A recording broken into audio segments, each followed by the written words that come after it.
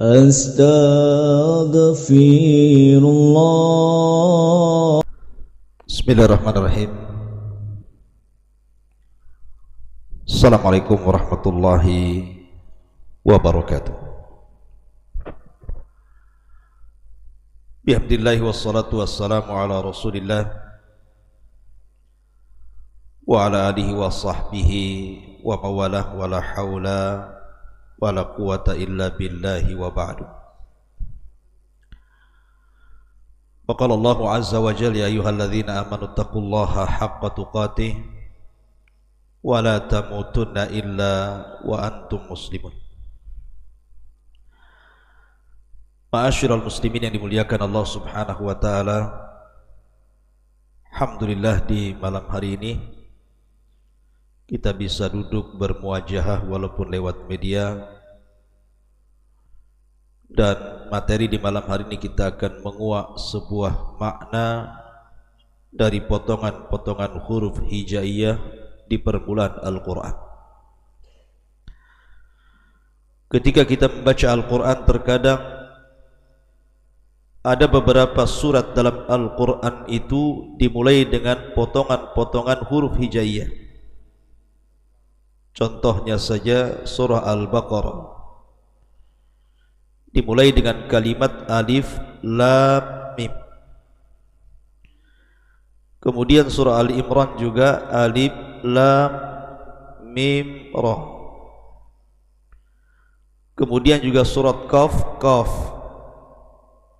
Surah Nun nun. Atau surah Maryam kaf ha ya ain sad. Dan banyak lagi dalam Al-Quran. Lalu apa maknanya? Apa makna alif lam mim itu? Ma'asyiral muslimin yang dimuliakan Allah Subhanahu wa taala, saya akan menukilkan beberapa pendapat para ulama. Namun sebelum itu, bahwa sebuah makna dalam lafaz Al-Quranul Karim itu terbagi menjadi 4 kategori. Ada yang tahu maknanya dan itu hanya Allah Subhanahu wa taala saja. Seperti apabila kita bicara tentang nama dan sifat bagi Allah Subhanahu wa taala, tidak ada yang tahu kecuali Allah. Seperti Allah Subhanahu wa taala berfirman, Ar-Rahman 'alal arsy istawa. Bahwa Ar-Rahman berada di atas arasnya.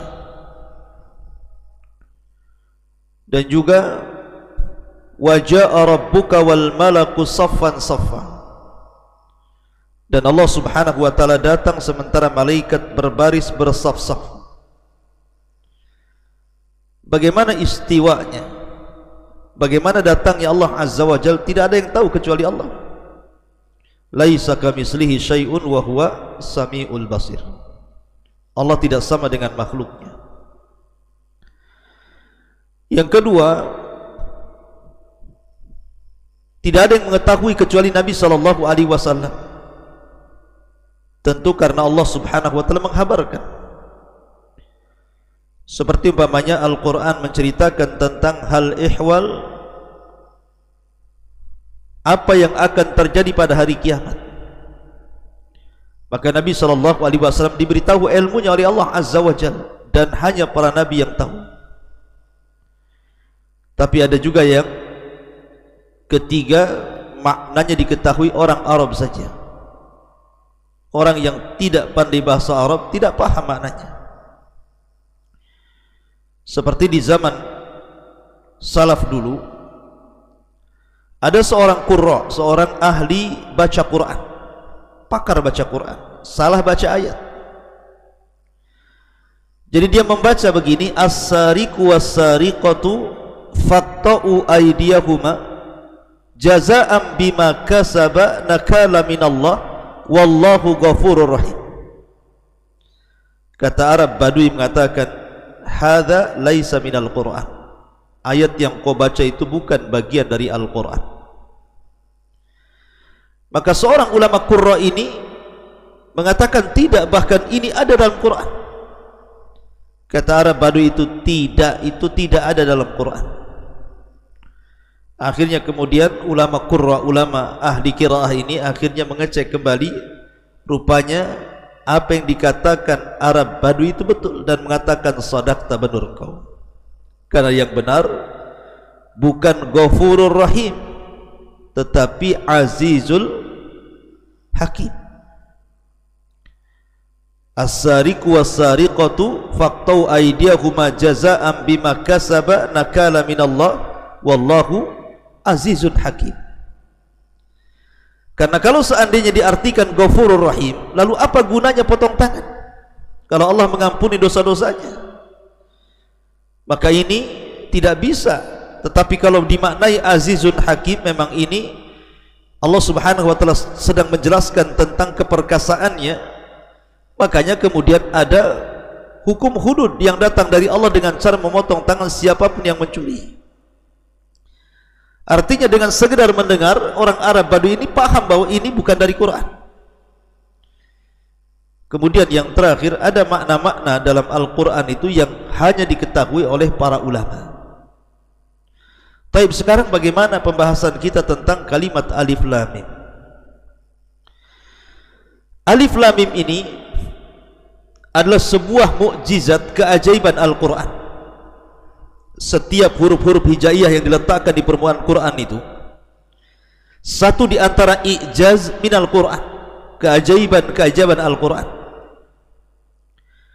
Karena kalimat Alif Lam Mim, Alif Lam Ra, Kaf Ya Ha Ain Sad, Qaf Nun dan yang lainnya, maknanya Allah Subhanahu wa taala ingin menjelaskan di dalam Al-Quran itu bahwa huruf terbanyak pada surat yang dimulai dengan huruf-huruf hijaiyah, maka huruf terbanyak adalah huruf yang dimulai dari alif, kemudian lam, kemudian mim.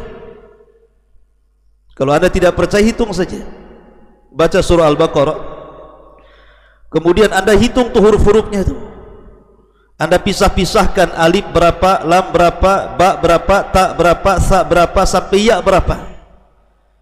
Nanti Anda akan dapati bahwa dalam surah Al-Baqarah huruf terbanyak itu kalimat ataupun huruf alif, kemudian huruf lam, kemudian huruf mim.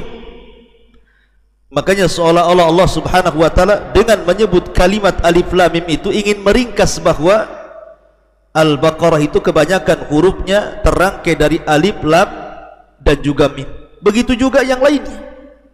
Makanya dalam surah Maryam, maka huruf terbanyak adalah kaf, kemudian ha, kemudian ain, kemudian sad.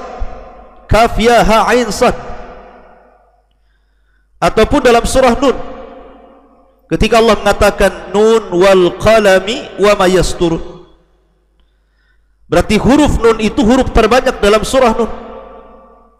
Ataupun Qaf wal Qur'anul Majid, berarti huruf Qaf itu huruf terbanyak dalam surah Qaf. Ini satu pendapat. Pendapat yang kedua, bahwa huruf hijaiyah yang terpotong-potong dalam permulaan surat itu, alif lam mim, alif lam ra dan begitu seterusnya, itu maknanya adalah ingin menunjukkan tentang ismullah wa ismu rasulihi, tentang nama Allah dan nama Rasulnya. Contoh alif lam mim. Maka alif lam mim, alif dan lam itu artinya Allah, dan mim itu artinya Muhammad. Tapi kalau alif lam mim ra, maka alif lam itu Allah, mim adalah Muhammad, ra itu Rasul, dan begitu seterusnya. Ini satu pendapat yang kedua. Pendapat yang ketiga, bahwa itu menunjukkan nama Allah saja, tidak ada nama Rasul di situ. Ketika Allah Subhanahu wa taala mengatakan alif lam mim, artinya alif lam di sini li ta'rif, menunjukkan nama-nama Allah, seperti Rahim Ar-Rahim, Rahman Ar-Rahman, Aziz Al-Aziz. Maka alif lam mim juga, mim di situ artinya Majid, Al-Majid, disingkat alif lam mim. Ada juga yang berpendapat seperti itu. Ada juga yang berpendapat bahwa alif lam mim itu sesuatu yang tidak ada maknanya secara mutlak.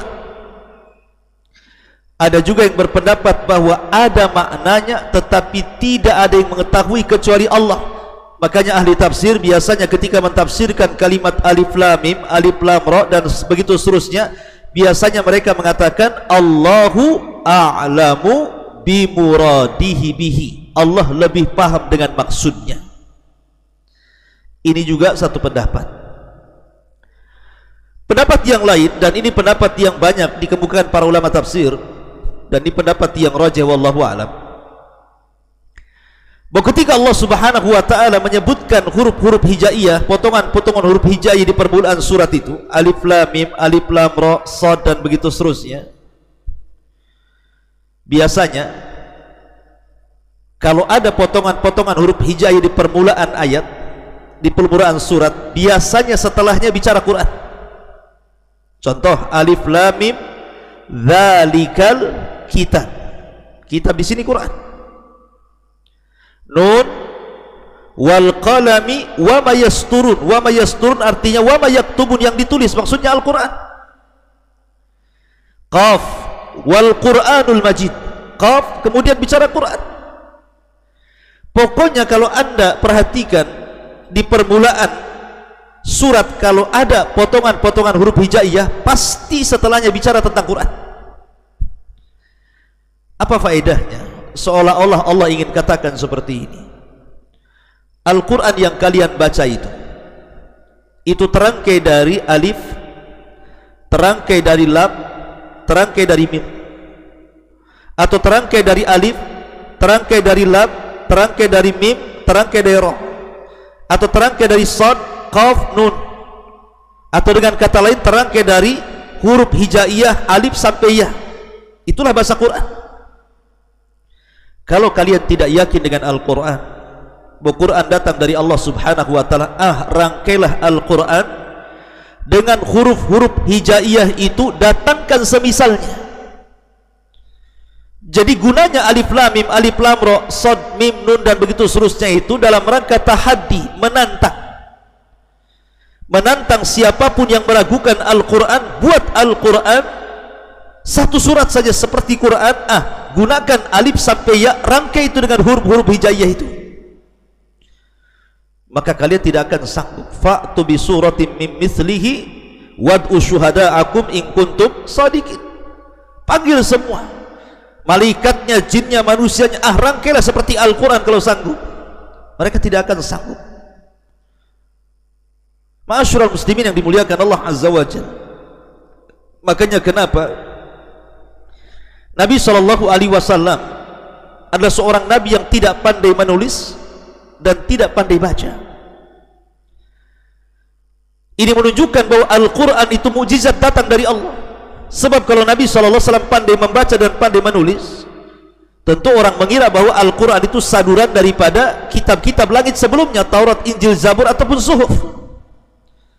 Tapi karena Rasul tidak bisa membaca, macam mana akan membaca Taurat, membaca Injil, membaca Zabur? Dan bagaimana dia menyadurnya, dia sendiri tidak bisa menulis? Berarti Al-Quran itu memang wahyu dari Allah Azza wa Jal. Buktinya, kalau seandainya Allah tantang kalian, nih ada huruf hijaiyah dari alif sampai ya, rangkailah dengan huruf-huruf hijaiyah ini semisal Quran, atau satu ayat saja atau satu surat, kalian tidak sanggup. Menunjukkan bahwa permulaan ayat alif lam mim, alif lam ra dan yang sejenisnya dalam rangka tahaddi lil kuffar, dalam rangka menantang orang-orang kafir yang kufur dengan Al-Quranul Karim. Inilah diantara faedah kalimat, makna dibalik alif lam mim. Semoga ada manfaatnya. Subhanakallah bihamdika asyhadu an la ilaha illa anta astaghfiruka wa atubu ilaik. Allahu ta'ala alam. Assalamualaikum warahmatullahi wabarakatuh.